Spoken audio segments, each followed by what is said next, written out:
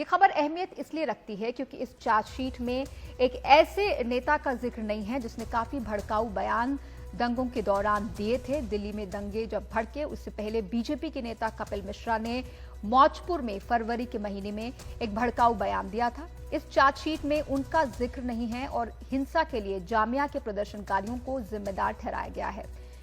CAA के विरोध में प्रदर्शनों को ही जिम्मेदार पूरी तरह से ठहराया गया है। दंगों की साजिश में जामिया सीएए के विरोधियों पर आरोप लगाया गया है, लेकिन कपिल मिश्रा के बयानों, उनकी भूमिका पर पुलिस जैसे चुप्पी साध गई है। तो ये पुलिस की चार्जशीट क्या एक तरफा है, ये सवाल उठ खड़े हुए हैं क्योंकि सबके सामने डंके की चोट पर कपिल मिश्रा ने एक तरह से पुलिस के सामने धमकाया था और उसके बाद वहां स्थिति बिगड़ गई थी। और हमारे साथ इस मौके पर इसके लिए बात करने के लिए सौरभ शुक्ला मौजूद है हमारे साथ ही।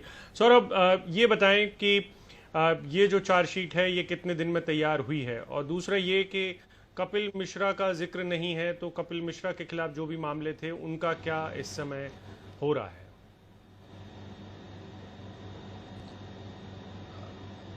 बिल्कुल अभिषेक, अभी तक दिल्ली पुलिस ने लगभग 70 चार्जशीट्स फाइल की हैं और उस एक चार्जशीट में उन्होंने क्रोनोलॉजी दी है जिसमें दिल्ली के दंगे कैसे हुए और उसके जिम्मेदार कौन लोग हैं, उन्होंने पॉइंट बाय पॉइंट वो सारे पॉइंट्स मेंशन किए हैं। हमने अब तक कुल 9 चार्जशीट पढ़ी है अभिषेक, और उस किसी चार्जशीट में कपिल मिश्रा का जिक्र तक नहीं है। और जो क्रोनोलॉजी लिखी है जिसमें हर्ष मंडर का जिक्र है कि हर्ष मंडर जामिया गए, वहां पर एंटी सीए प्रोटेस्ट हो रहा था, वहां पर उन्होंने लोगों को कहा कि नहीं आप लोग रोड ब्लॉक करिए।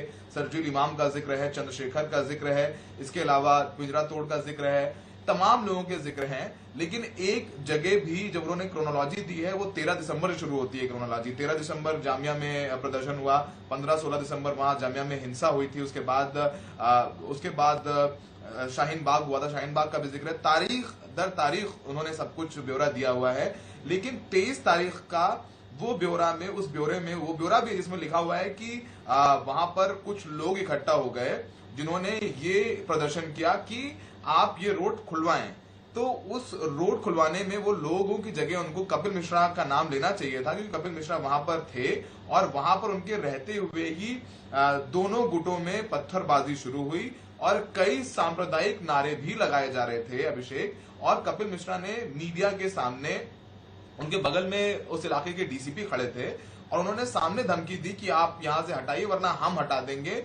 और कपिल मिश्रा के जाने के बाद ही वहां पर एक संप्रदाय के लोग जुटने शुरू हो गए और दूसरी तरफ दूसरे संप्रदाय के लोग थे और उसके बाद पत्थरबाजी भी हुई। लेकिन चार्जशीट में कहीं भी उनका जिक्र नहीं है। आज भी 3 चार्जशीट फाइल हुई है जिसमें मौजपुर हिंसा की बात है और मौजपुर में ही कपिल मिश्रा ने जाकर के वो भड़काऊ बयान दिया था, भाषण दिया था, वहां पर भी उस मामले में भी उनका जिक्र नहीं है। 23 तारीख को जाफराबाद मेट्रो स्टेशन पर जी रिचा जी सौरभ, पुलिस की चार्जशीट के मुताबिक बड़े दंगे 24 फरवरी को मौजपुर में भड़के। 23 फरवरी को बयान आता है कपिल मिश्रा का। 24 फरवरी को पुलिस की चार्जशीट कह रही है कि वहां दंगे भड़के और इसके बावजूद उस भड़काऊ बयान का कोई जिक्र नहीं है। ये बहुत ही हैरान करने वाला है।